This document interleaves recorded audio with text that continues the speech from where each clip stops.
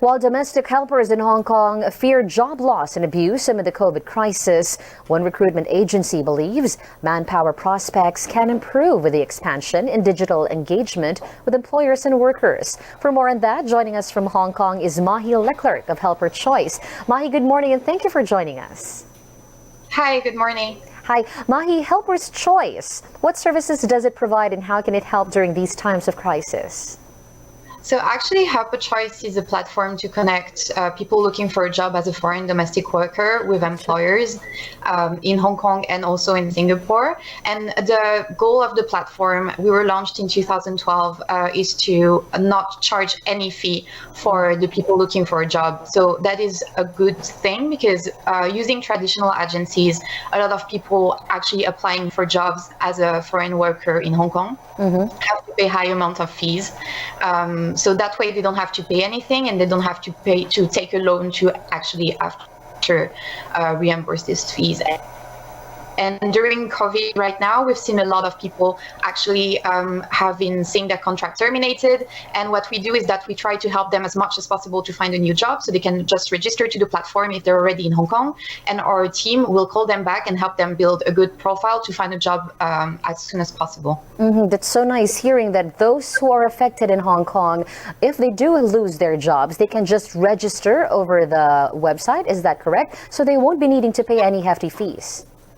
No, they don't have to pay any fee. So also, it's a good thing in Hong Kong because the Hong Kong government actually put in place temporary measures for people that have seen their contract terminated or are finishing their contracts right now. They can extend their visa, so that gives them more time to find another job before having to go back to the Philippines, for example. So if they actually register on the platform and build their CV on there, and they can directly contact employers, and we will help them find a new employer. Mahi, the pandemic gave rise to digitalization of many things. You've already mentioned that they just have to register. I would want to know what other kinds of workers can HelperChoice give more assistance with? Is it just domestic helpers or are there other jobs aside from that? No, right now the platform is only for domestic workers. All right. What's the difference between HelperChoice and traditional hiring agencies?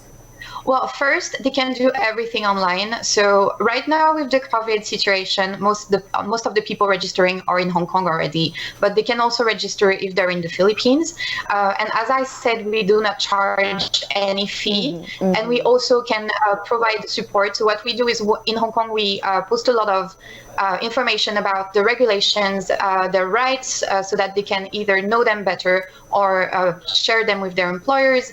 And in case of emergency, if they require some help at some point, they can reach out to us and we'll refer them to some NGOs here locally to help them, whether it is for like financial support, legal support, or also pregnancy rights. That's a very good thing that you're doing for the Filipino workers. Well, it's not just Filipino workers that you're helping, right, if I'm not mistaken. Can you please take me into the process of how you recruit workers? So actually, it's very simple. It's a platform that is free to use for everyone. So the workers can actually just register on the platform. They do it by themselves. They can do it on their phones. If they have any issue, they can contact us on Facebook or call them directly. Call us directly. And they just have to fill out a form requiring a lot of information, like their nationality, where they are at the moment, their skills. They can build their own resume, and then they post it. And once they post it, the idea is that the whole process is online, and they can actually be very autonomous in finding a new job. So we don't charge anything, and they can just see all the employers that are in Hong Kong that maybe ask for someone that has the skills that they have, and they can contact them directly, and then they can be in touch with the employers directly and send them messages and everything. Mahi, with this kind of digitalization, is this a temporary thing that you see for the workers, or can they find means of financial opportunity that could last a long time with HelperChoice? Well, what we see right now is that we were actually the first ones providing this service in Hong Kong, and we're still the leading platform, but we've seen a lot of other agencies actually going online to provide this seamless experience for both the people looking for a job and for the employers in Hong Kong looking for someone. The ethical side of it, of course, is a big part. The fact that we do not have to charge the workers anymore, that for them to find a job is very important. We don't think it's a trend. We've seen, especially employers in Hong Kong, are now using online services more and more, where before they were going to traditional agencies. Actually, we've seen a rise in the use of the platform, especially with the COVID situation because of social distancing lately. Mahi, of course, these workers would still have to have visas in order for them to work. Is Helper's Choice coordinating with the Philippine embassies and the Hong Kong government to help our workers process their visas as well? So actually right now, most of the people on the platform are already in Hong Kong, so they already have a visa that they can extend during the situation. When they come from abroad, we cannot process the visas by ourselves at the moment. We are actually applying to a new accreditation to be able to do that and to control the whole process. And right now, how we work is once they matched with someone and they found an employer, we refer the employer to a partner agency that do not charge the worker anything, and the employer takes care of all the fees for the visa. Now, I'm kind of concerned about guaranteeing the safety for both parties, for the employers and also for the health workers. Do you have like a screening process going on, and can both parties get to review at least the security papers or security details of who they're hiring and who they're going to be going to? Yeah, we do. Actually, it's one of the main questions that we have as a digital service, right? Because you want to be able to know that this person has been verified. So what we do is that we have our team that is reviewing all the ads, whether on the employer side or on the domestic worker side, to make sure that the ads are legitimate, actually. And then when it comes to the IDs and the identity, they have to give us their passport, Hong Kong ID, and the current visa if relevant.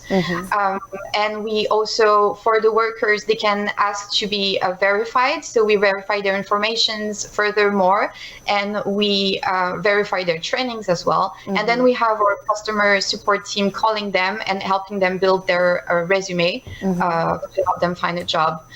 Also, when they input their experience, right now, the employers can review the workers if they already worked with them before. And we're planning to also put a review for the workers to review the employers so that it's a, both sides situation.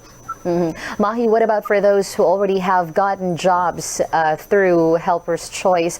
Is there any means for your company to still be able to monitor what's happening for both parties?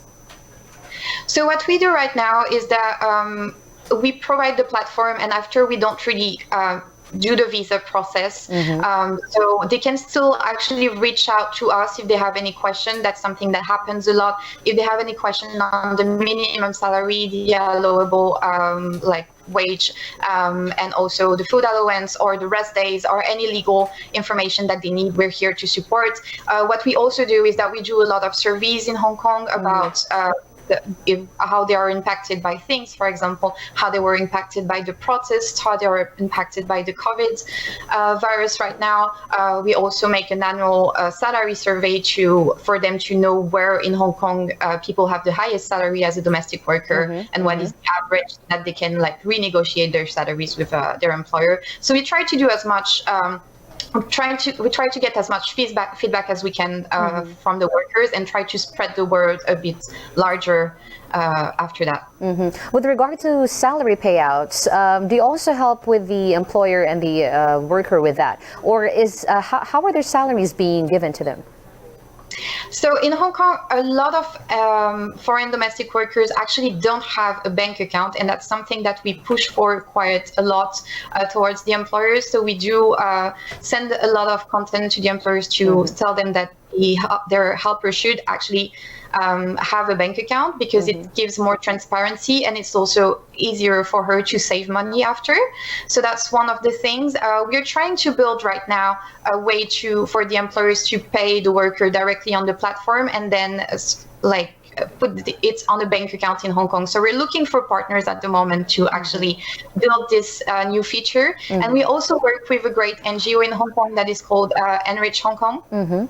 And that is specialized in financial literacy for foreign domestic workers, either from the Philippines or from Indonesia. And we are planning to provide some training with their help in financial literacy for all the foreign workers to be able to better have their goals set when it comes to saving money or sending money back. All right. Mahi, thank you so much for helping our displaced Filipino workers and also the other domestic helpers, not just the Philippines, here in Hong Kong, and also for taking the time to talk to us and explain this to us. God bless, and do take care. Thank you. Bye. COVID-19 kills the